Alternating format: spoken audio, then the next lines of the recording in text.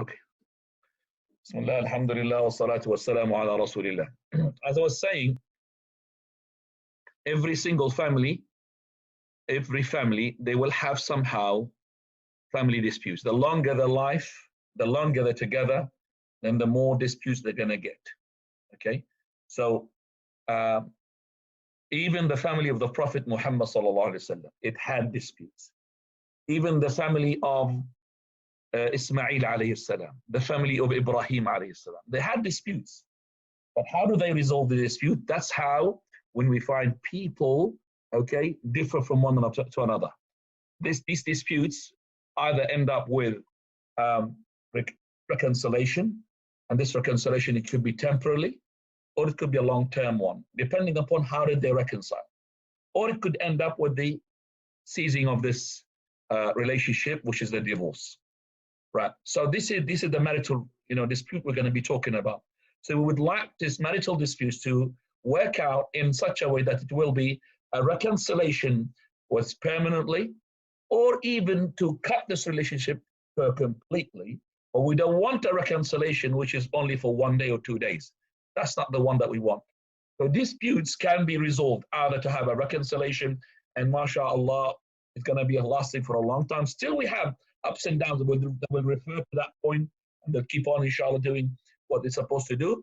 Or it could end up that, we are different. We have to, that's it. Everybody is happy with each other regarding their manners, but they can't go along. And Allah subhanahu wa ta'ala had created us as from male and a female. We do not have such thing as called two males. Two males can produce families, or two females, or a male and a female with an animal. It doesn't work like that. We have, that is, and I'm just talking about these letters that you find at the moment. You're going to find LGBTQ, lots of letters. Okay, but still, alhamdulillah, when it talks about, tick your, for example, what are you? It says there, tick. It says, for example, the first, second, it says heterosexual, because you don't know that word, they put there next to it straight. So alhamdulillah, we are straight. But the other ones are not straight. It stays there. When I filled up volunteering for one of the hospitals to go and, like, for example, give comforting words for those Muslims who are about to die, it says there, tick what you are if you want. That's the box. And I just looked there. It says bisexual, semisexual, lots of. And then one of them, it says, or the top one, heterosexual. And then it says next to it, straight. So they realize that these are the straight ones. Okay. So man and a woman. That's this is the family. You have a man and then a woman. Hassan, is my voice audible to everybody? Alhamdulillah, it's very clear today. Barakallahu feek. So the man and the woman, this is what the family is. So we have a man and a woman. Now Allah has stated, let's say that the man, he's like that.